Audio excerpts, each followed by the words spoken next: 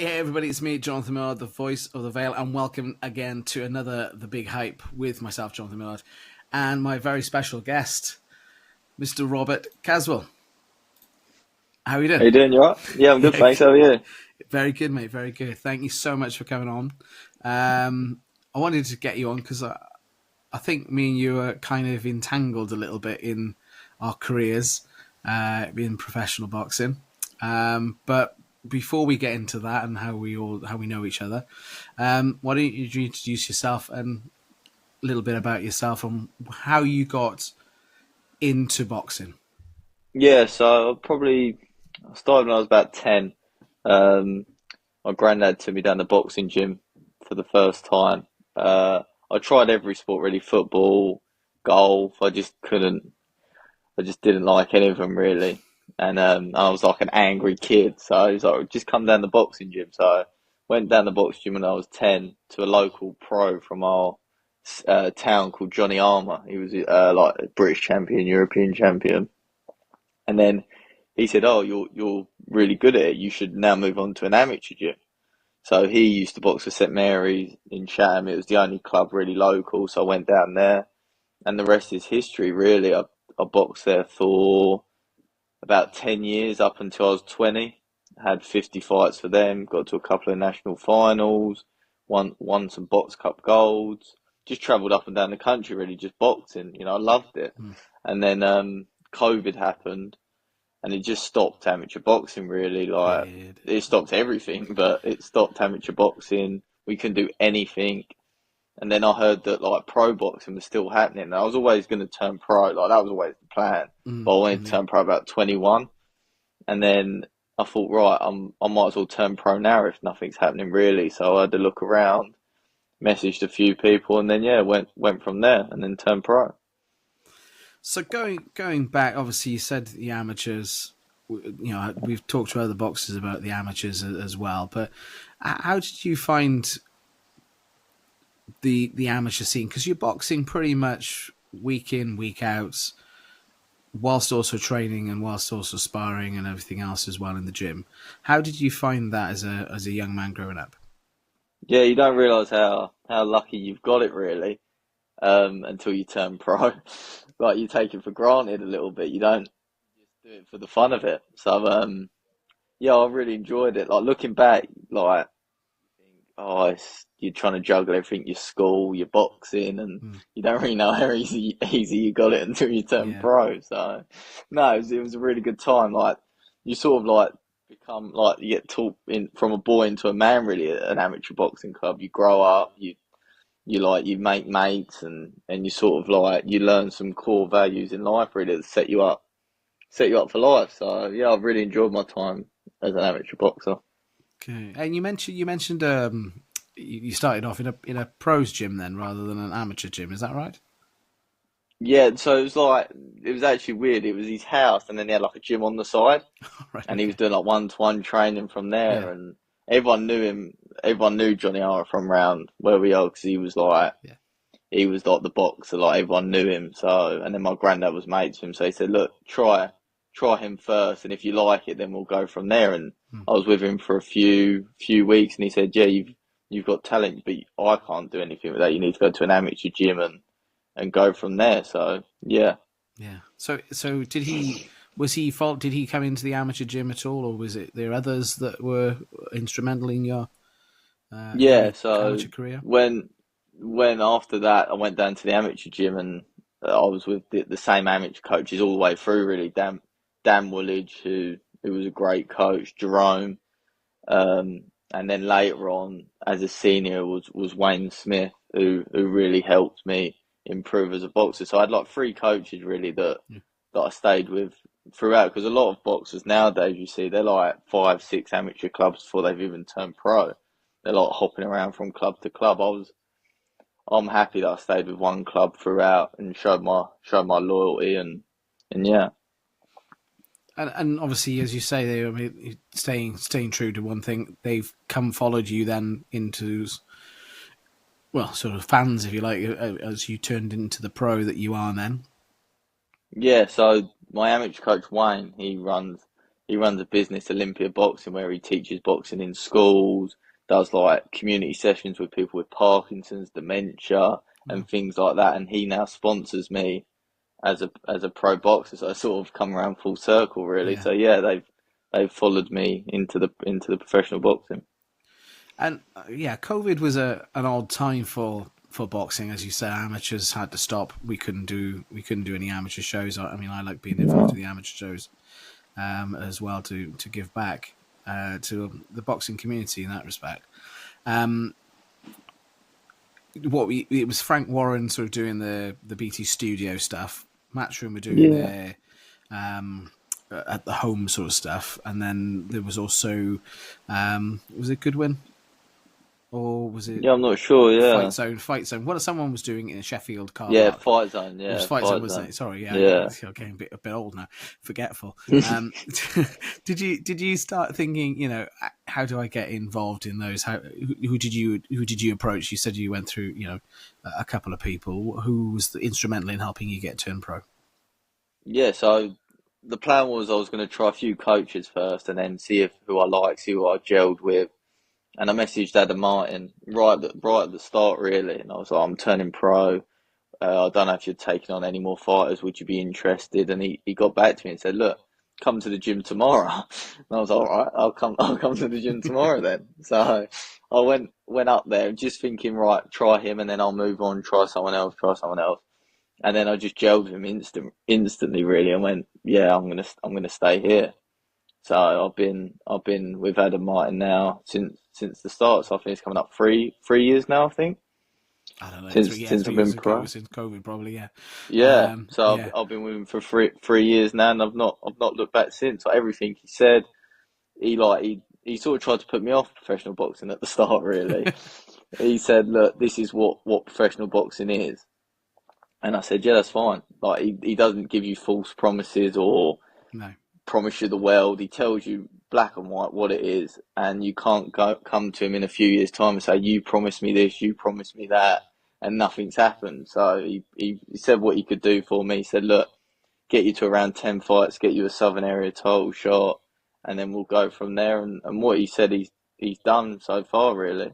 So yeah, yeah, I've been really he's put by his word, sort of thing. yeah. Because I suppose it is. Until you've had that first couple of fights in the pro ring, it's different to amateur boxing in capacity. I mean, do you want to explain to our listeners what the sort of difference is, or Yeah. Yeah, so this is actually, I've got actually a little story. This is quite weird. So I remember turning pro, and then I knew you had to sell tickets and stuff like that. And I've done all my tickets for my debut. And because it was COVID, you only had to do day before weigh-ins. So I thought I've hit the jackpot here, day before weigh-in and everything. So I've turned up at this gym near me because the show was local at Moat Park in Maidstone. And they've gone to me, oh, do you want to come upstairs and do your money first? And I was like, yeah, okay. So I've gone upstairs, got my envelope out, got all this money on the table, and I'm like, this is weird. I don't like this. Like amateur boxing, you weigh in, you get your food, you box, and I'm sorting all this money out, and then they're going, oh, the opponent wanted extra for a late check-in in the hotel, so there's an extra 20, 30 quid. I'm like, what is okay? what is going on? Like this doesn't feel like professional boxing, really. Mm, And I say it to everyone when they say, oh, you're a professional boxer. I say it's not really that professional. Like it's as professional as you make it. Like it's not mm. really professional at all. So yeah, you got to sort all your money out. You're paying your opponent, and then you got to weigh in. It's yeah, it's not great, but you sort of get on with it with the view for the bigger picture. Okay, yeah, because I suppose it is a different setup to the amateurs in the fact that there are in our sport people who are paid to fight, if that makes sense. Yeah, It's a weird situation, but yeah, I get it, and it's there for a reason. and it Um, and it doesn't really go on talent either. Like I'm not being horrible to some people, but you could be useless and sell loads of tickets, and you'll be on the show ahead of me because I do less tickets. Like it's a brutal way of looking at it, but that as long as people get their money, they don't really naturally Like they don't really care how good you are as long as you do the ticket. So you've got to be able to fight and sell tickets to really push yourself on. So, yeah, I mean, there's obviously discussions at the moment. There's always been discussions, always something going on in the background about how how matches are made.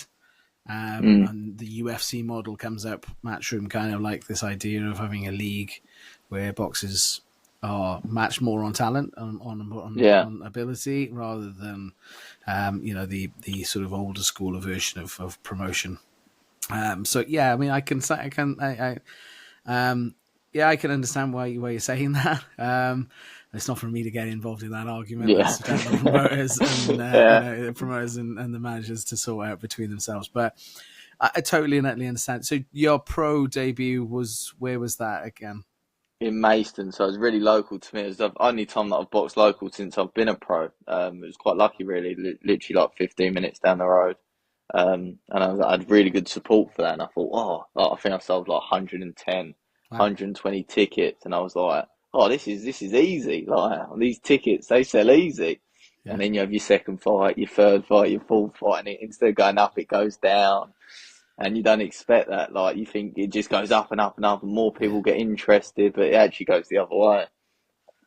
I suppose it's that, yeah, a drop off, but hopefully as we get further and further and the titles come and the Exactly. other things And come then and and then you people box come like back I to your boxed interest. in February for the title, and then it goes back up. Like then you do the most amount of tickets you've ever done because it's a big It's a fight. big fight. And Yeah. then yeah, it's just the way it goes. It's like pigs and troughs really. It goes up and down, and you just got to take the highs and the lows of it really. So as you mentioned there already, you've already been in a championship situation Yeah. for the southern area. And Mm. how does that differ then from a normal month show? How does that differ from a normal show in that capacity? What do you, As is there in special differences? training and Yeah, is there something you put yourself more through that, you can talk, obviously we could say here about sort of the difference between the amateurs, the pros, and then obviously mm. the championship sort of levels of pros, because you've been involved in the Yeah, championship levels of amateurs as well. So yeah. how does that all differ, or is it similar? Is there similarities between the yeah? Does that make sense? The question. Yeah. So there is similarities between, say, a national final in the amateur boxing and a championship fight in the pro boxing. It's all about like intensity, really. So the intensity increases in training. Obviously, it differs because it's 3 3-minute rounds in the amateurs, and it'd Yeah, be 10 threes as a pro. So obviously, there's differences, but the intensity is still the same. Everyone's focused on you. You're sort of like the center of the show. They're thinking, right, we got to get them ready for a title fight or the championships or something like that. So mm. there's more sparring. You go from, say you're boxing a 6 rounder, you're doing 6 round spars, to now you're doing 10 round spars twice a week. So the intensity with the sparring's a lot more wear and tear with that. And yeah, and like from the promotion side as well, it's such a big difference between a 6 rounder to a title fight. There's much more promotion. You're doing interviews. Everyone sort of wants to know you a little bit. So Yeah. yeah, you do notice a real difference with it. And then obviously, if it doesn't go your way like it did, and then you've got to go back down to a 6 rounder, you really notice the difference then, sort of thing. So yeah, so going back to what you're saying, obviously your intensity levels have changed. How do you manage that then? Obviously, are you? I don't know your situation outside of boxing, but are you working at the moment? Are you in employment, or are you able to focus on boxing full time? I know a lot of boxers don't get to that level until Mm. much later in their career, when they've got some championship gold under their belt and they've got some sponsorship deals and thing with TV money as well to come. Yeah, so I've been lucky really since probably my first year as a pro. I've been sponsored full time to just box, so I get a monthly wage from my sponsors, L&S Carpentry. So I've been really lucky. Like you look at professional boxing, I'd probably say you're looking at about 80% probably have to work and juggle boxing and work full time. They have families, they've got to pay mortgages. Like it's Yeah. impossible to live off boxing money. So I've been blessed really with the sponsors I have, and especially L&S Carpentry. they give me a full-time wage just to train and focus on my boxing. So I've been really lucky. I respect to them for that because that Yeah, this game and that level, like you say, it doesn't come cheap. Food no. and camps and people don't realize how it is. And you said obviously the level of intensity increases. So how do you mitigate against damage to yourself? The injuries we hear regularly stories of fights being pulled because of injuries. How do you? Is Mm. there a way you mitigate that? Is there a way that you sort of try to avoid stuff or? Yeah, you try to, yeah, like you if you're really feeling it that week, you take a day, try and take a day off, or maybe the weekend off if you feel like you're really pushing it too far. But it's boxing at the end of the day. You've got to go through the pain barrier. You've got to get to like physical, like the shape of your life every time you step in the ring. It's just such a dangerous sport. So it unfortunately boxing and injuries come hand in hand. I've had Mm, my own injuries when I was boxing for the Southern area last October. I perforated my eardrum a week before the fight in my last spot, so I had to get rescheduled. So it unfortunately it happens, and mentally it's so tough, like to get it ripped away from you a week before the fight. But then you just got to shrug it off and try and then mm. get back on it. It's unfortunate, it's part and parcel of boxing. And do you do anything to help with your mental health as well? Do you do anything like like you say, you take a day out, but I mean that's just occasionally. Do you do anything like yoga or anything like that, or something to help keep your mind focused on what you're hoping to achieve? Not really, no, no, just not mentally, not really, but I've got a physio that keeps me in top shape, like physically, but Yeah. mentally, not really, no. Okay. Cool. So obviously, yeah. So we've already been in the game for a little bit of championship gold. Unfortunately, didn't go the way we wanted it Yeah. to. Um, what what sort of things are you looking to do in the future? Obviously, hopefully get a rematch or an opportunity again for an area title or even a England championship, and then obviously moving on. I'm guessing. Yeah, that's the plan. Like, it didn't go my way in February, and like I wasn't happy with the way I boxed at all. Really, Weber Kane's a good fighter, and like full respect to him. At the end of the day, I'm not taking nothing away from him. Mm. But when I look at I just wasn't at the races really, and there was a few things behind the scenes, and things happened, and that. And as soon as it happened, I spoke to Adam, and I went, that's my fault. That's no one else's fault. That's me. I took full responsibility, and I dusted myself off and got straight back in the gym. Thought, right, this is what I need to work on. Sometimes when you keep winning, you let things go, sort of thing. You just Mm. think everything's fine because you're winning. When you lost, everything comes under sort of scrutiny. You think, was that right? Was that right? Was that right? And you can really like get a closer look on what wasn't working, what was working. So I literally dusted myself off, made a few little changes, and yeah, got straight back in the gym. So I had my comeback fight in May, Mhm. um, which it was good to get in there, but then I broke my hand in the process. So that was more of a setback. I had a couple of operations to get it right. So I've literally just come out the cast. So I'm hoping we'll get one November, December once the rehab's done, and then get a title fight again in February. So that's the plan. Get back on the horse, get another win, get the confidence higher and higher, and then because the last fight really didn't feel like a comeback fight because of what happened with the hand, so get another one in, Mm. and then push on for titles in February. Yeah, Yeah, yeah, the injury, like like I said earlier, I was alluding to this because you've been in cast for 2 months, was it now? yeah, 9 weeks. So I broke my hand on the 25th of May, something like that, I think, Yeah. and then the week after I had my first operation.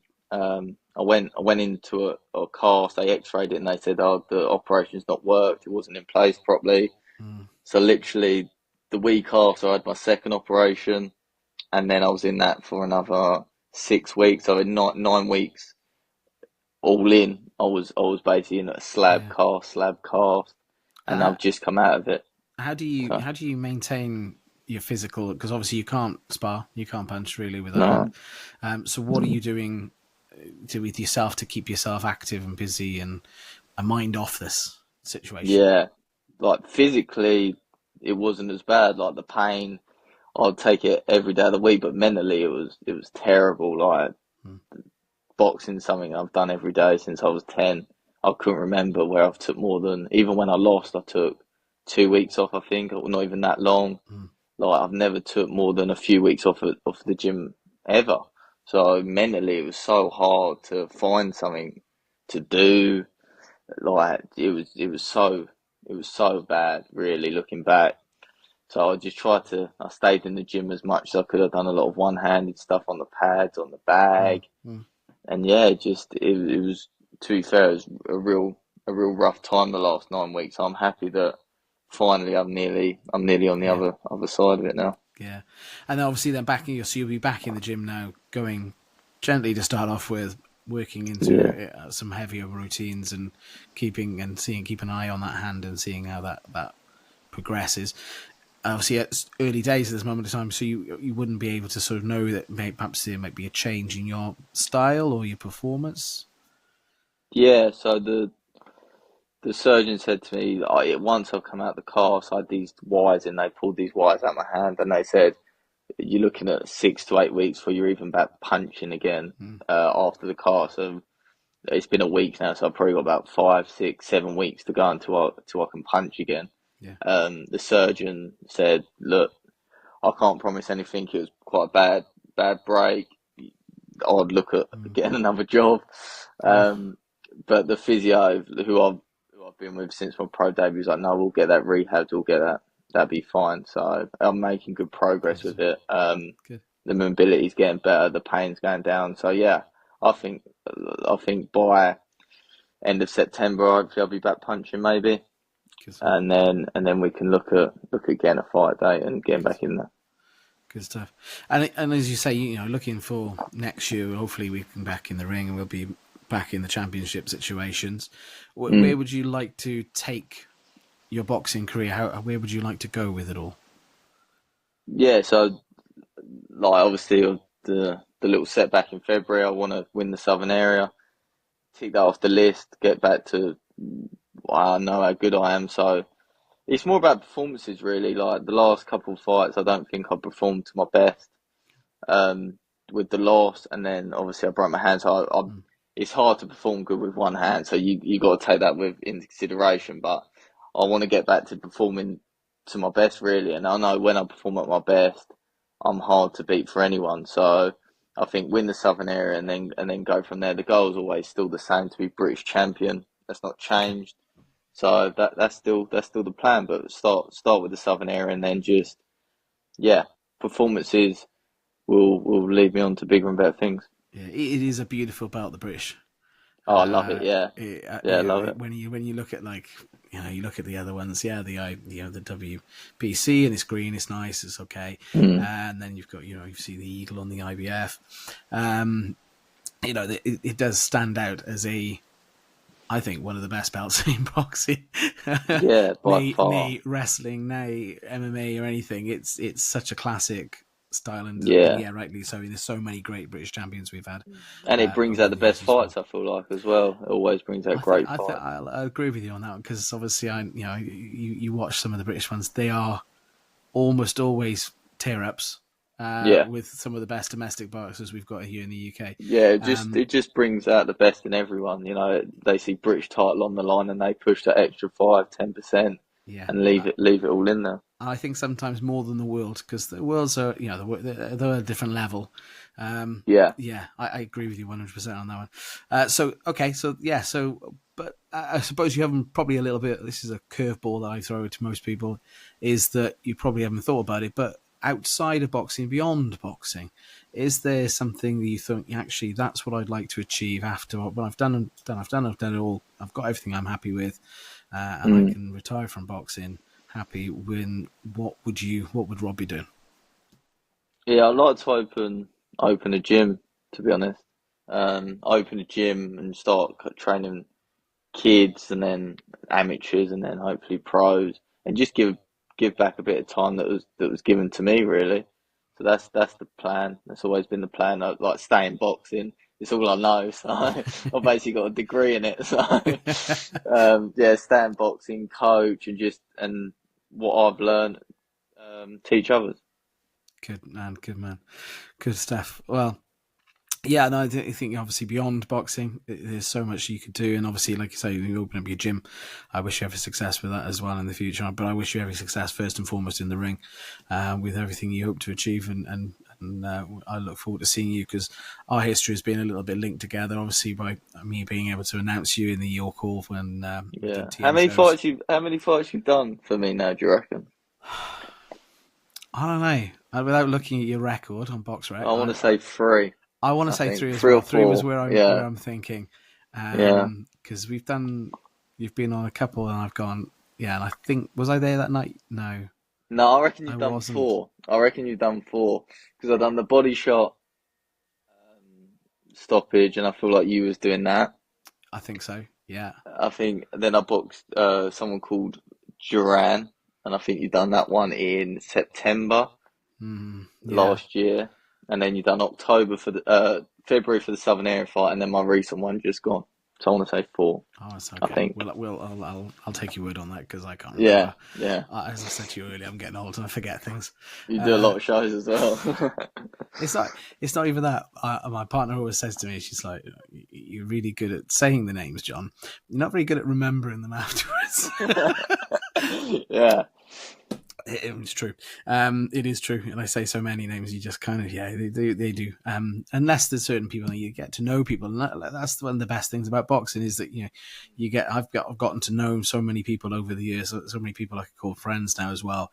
And I look forward to seeing them on shows. I'm sure you And always the same faces at the boxing shows as well, don't you think? And Always like, oh, it's you over always, there again. yeah, it's always nice to make new friends and make new people and create friendships. But it's always good to see the people that you know, like at when they're at the shows as well, and you're saying hello and walking in, and it's all that. And I think it's good. So, but quick, rapid fire questions then for you, which I've done for a few people. Southpaw or orthodox? Orthodox. I hate Southpaws. Mayweather or Pacquiao? Mayweather. Coke or Pepsi? Pepsi. And Joshua, AJ or Fury? AJ. AJ seems to win an awful lot of people. You don't have to explain Really? it why. Yeah, I just kind of hope that fight comes off. I still would love that fight to come off, and I know a lot of people would love to watch that fight. Heavyweight division's kind of a bit wide open at the moment, so it's no longer locked down. So it's who's next? What's next? Usyk? Who knows? I'm sure we'll find out in days to come. But there you go. Thanks, Rob. Yeah. Thank you so much for coming on. Thanks I really appreciate it. No, thank you, brother. Thank you very much for coming on. I really appreciate you coming on and explaining, obviously, showing people where you are and where you're coming from. Again, we just like this, the whole idea of this podcast is to hype you and make sure that perhaps you get some new fans. So how do people follow you? How can they follow you? Is there socials? Yeah, so on Instagram it's Robert Caswell. On Facebook it's Robert Caswell. On Twitter I think it's Rob Caswell1. I don't really use Twitter, but everyone keeps telling me to use it because it actually does work. So, it does work. So they're all free. Fantastic. So if you want to get involved, get in contact with Rob. We will see you again real soon, and we'll be in contact with you. And we look forward to seeing you in the future and everything you do. Hopefully, end of the year I'll be back out, and hopefully you're announcing a fight for me. I'm sure I will. I'll make sure I'm available. Yeah. Thank you, mate. Thank you. Take care. Have a good Cheers. one. Thanks.